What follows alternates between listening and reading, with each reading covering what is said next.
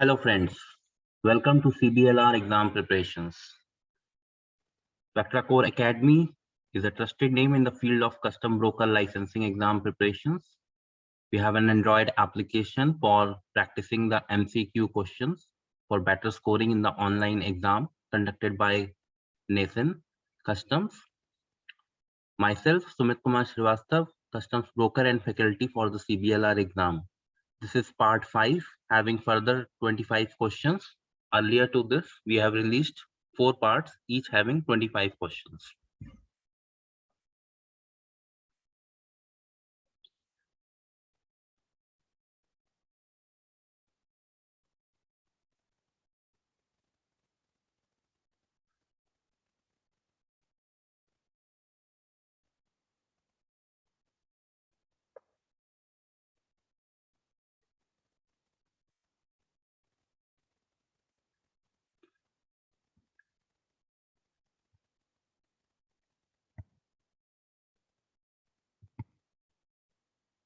Question 101.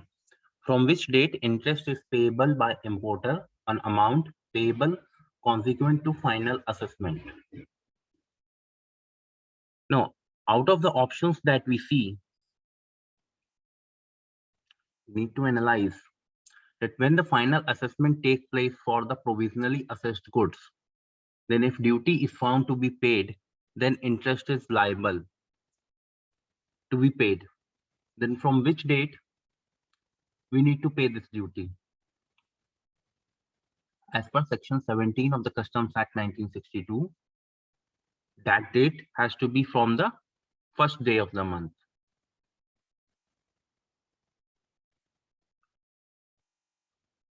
So out of the options, from the first day of the month in which the duty is provisionally assessed, option 1 is the correct answer.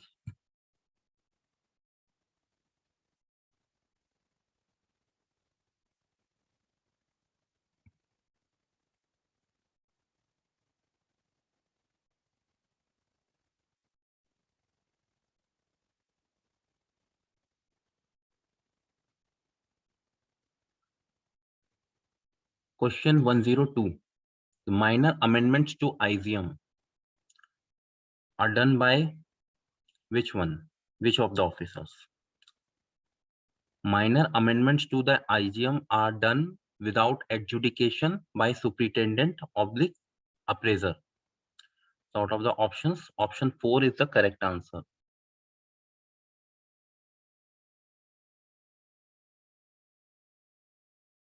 In the major amendments, adjudication may take place, but in the minor amendments, adjudication does not take place.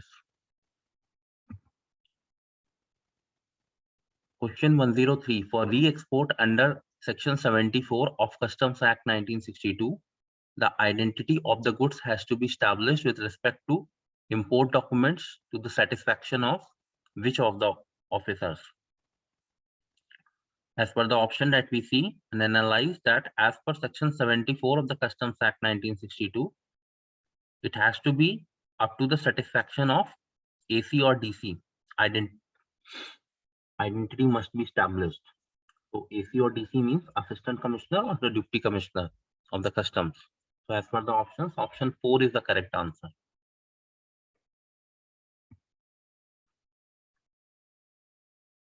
Question 104. Shipping bill presented by an exporter is deemed to be an application for refund of integrated tax paid on the export goods when which of the following process takes place? Now, at the time of the export, IGST is paid or the cash is deposited that gets refunded automatically after the export has taken place.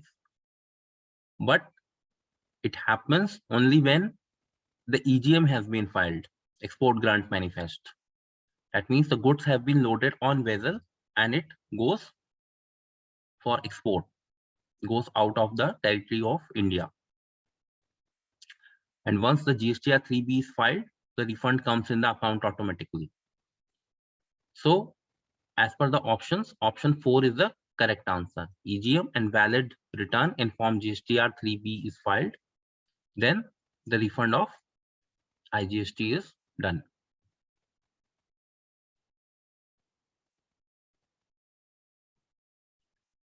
Question 105. Leather jacket is classifiable under which of the following chapters? Now, for this, you need to understand the chapter headings and you need to learn and summarize them in your mind. Leather comes under chapter 42. So as per the options, option 3 is the correct answer. Question 106. In case importer is not satisfied with the test report, can he request for the retest? Out of the option that we see and analyze, that if in case of government agencies, the custom authorities gets the sample tested and the importer is not satisfied with the components that gets declared out of that test. So if the importer is not satisfied with the test report, then he can opt for the retest. Anyways, कभी भी अगर importer satisfied नहीं है test से, government agencies जो test कर रही हैं और डिक्लेयर कर रही हैं कि ये कंपोनेंट्स हैं सैंपल में, and he is not satisfied, he can surely say that he needs the retest of the sample. So as per the options, option 1 is the correct answer. Question 107. Which export benefits can also be taken while exporting under the EPCG scheme? First option, advance authorization. Second option, DFIA. Third option, duty drawback. So out of the options that we understand, export benefits can be taken on all the three schemes of advance authorization, DFIA, and duty drawback. So as per the option 4 is the correct answer. Question 108. New pneumatic rubber tires are classifiable under which of the chapters? Tires are made of rubber and rubber is classifiable under 40. So chapter 40 is the correct answer. As per the options, option 4 is the correct answer.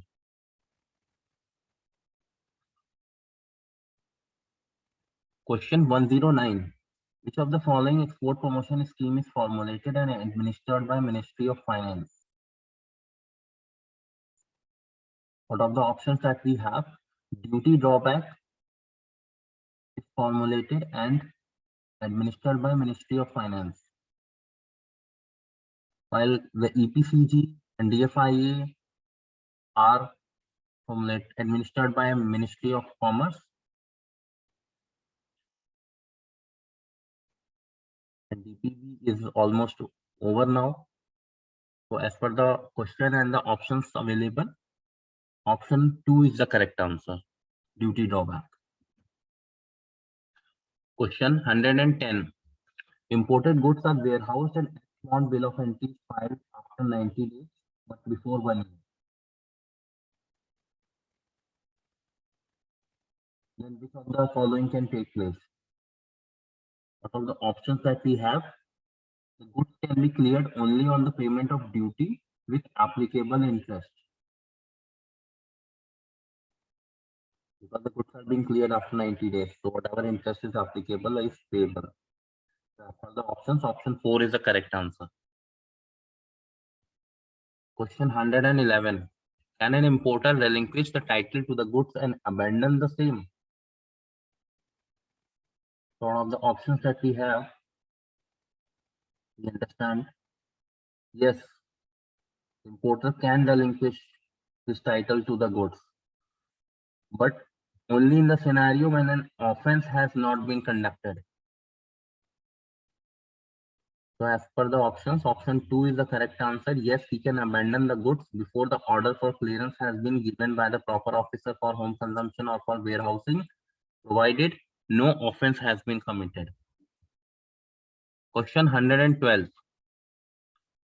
Whether an importer has to compulsorily take the services of a customs broker. And for the options that we have available, the answer is no. The importer do not have to compulsorily take the services of the custom broker. If he wants any expert guidance and expert assistance, expert advice, then he can take the service of customs broker. Because if you go in the court or any other adjudicating department, then you can also file the case and fight it on your own self basis, self defense. But you need an advocate because he has expert knowledge of the law and the legal procedures. So as per the options, option 3 is the correct answer. No, the importer can self-clear the consignment as well. Question 113. In case of imported goods which are required to comply with the Indian quality standards, the exporter of such goods from foreign country must be registered with.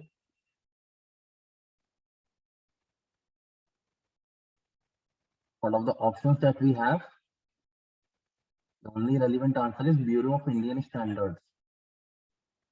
Option 3 is the correct answer. Question 114. If the reassessment done by the department is contrary to the self-assessment done by the importer, then what will take place? Out of the options that we have, understand that either the importer has to accept the reassessment in writing, or the department has to issue the speaking order within 15 days of reassessment. So as for the options, option 3 is the correct answer. 115. No order confiscating any goods or imposing any penalty on any person shall be made under the Customs Act 1962 unless the owner of the goods or such person is first given a notice informing him of the grounds on which it is proposed to confiscate the goods or impose penalty. Second, given an opportunity of making a representation in writing and given personal hearing. Out of the options that we have, we understand that all of the three are applicable in this case. So as per the options, option 4 is the correct answer. Question 116. Can seized goods be provisionally released pending adjudication? On the options that we have, we understand that the goods can be provisionally released by the adjudicating authority after taking the necessary bond, security, and fulfillment of certain conditions that the adjudicating authority may impose. Out of the options that we have, option 3 is the correct answer. Yes, on taking bond with security and fulfillment of conditions imposed by the adjudicating authority. Question 117. Under the EPCG scheme, the export obligation is based on. Of the options that we have, export obligation is based on the duty saved on the import. Out of the options, option 1 is the correct answer. Question 118. An exporter exports goods worth rupees 1 lakh FOB value under the duty drawback scheme. He receives the duty drawback of rupees 10,000. The remittance for the exported goods is received only up to the extent of 60,000, whether the drawback is to be recovered from him. Out of the option that we understand is yes, the duty is to be recovered from him, and he is liable to pay back the duty to the government because the government gave the money for facilitation of the trade, for the growth of the trade. The government has given the money, and the government can realize the money from him to any means. So now the question is how much money has to be recovered from him. As we see, 1 lakh was the FOB value and duty drawback was 10,000, that is 10%. 60,000 only received as a remittance amount, only 60% was received, 40% was not received. So 40% of the drawback value, which is 4,000, is recoverable from him. Out of the options that we have, yes, rupees 4,000 is the correct answer. Option 1 is the correct answer for this. Question 119. Where duty is not payable due to exemption, charges for delayed presentation of bill of entry under bill of entry, electronic integrated declaration and paperless processing regulations 2002 shall not exceed how much amount? See, in the context of 2019, this question was asked, so rupees 50,000 is the correct answer. As per the options, option 2 is the correct answer. Question 120. Mark the right answer. Whether any goods imported in a package are liable to confiscation. The package and any other goods imported in that package shall be liable to confiscation. Out of the options that we have, we understand that the statement is correct because as per section 118 of Customs Act 1962, package is liable to confiscation. Understand and remember the several customs sections which are given in the Customs Act 1962. That's the best way to clear the exam. Question 121. When can proper officer of customs seize the goods? Out of the options we understand that as per section 110A, when the goods are liable for confiscation, the proper officer of customs can seize the goods. So as per the options, option 1 is the correct answer. Question 122. Is the time limit for filing refund claim for refund of duty under section 27 of Customs Act 1962, where duty paid under protest? When the duty is paid under protest, there is no time limit. If the duty is not under protest, then only the time limit is there. So as per the option 1 is the correct answer. Question 123. Which of the following is the reward scheme? Out of the options that we have, we understand that MEIS and SEIS schemes are the reward schemes. This question has been asked in the context of 2019. However, the things have changed in today's scenario. But as per the context of 2019, the correct answer is option 3.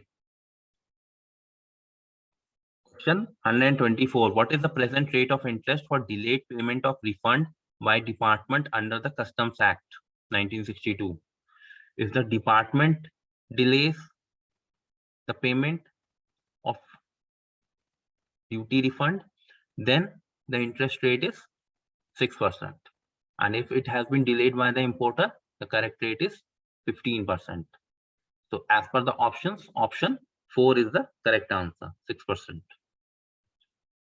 Question 125. Import goods were assessed provisionally on 1st January 2019. The same were finally assessed on 15th March 2019 and duty paid on 17th March 2019. The limitation for clearing refund under section 27 of the Customs Act 1962 shall begin from which date?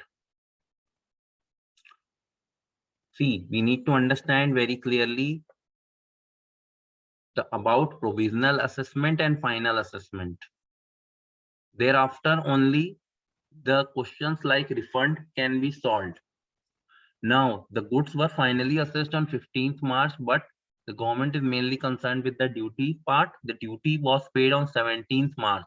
So effectively, the goods will be considered to be finally assessed on the duty payment date, which is 17th March. And hence, the correct answer is 17th March 2019.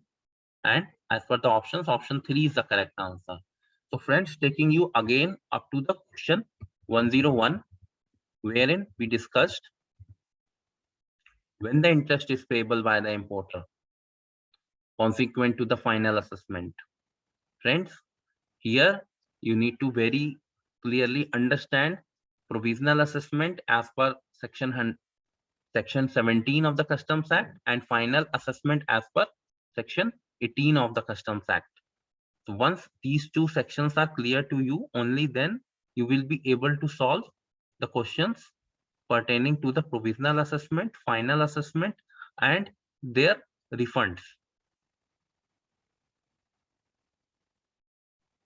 So when referring section 17 and section 18 of the Customs Act, you understand that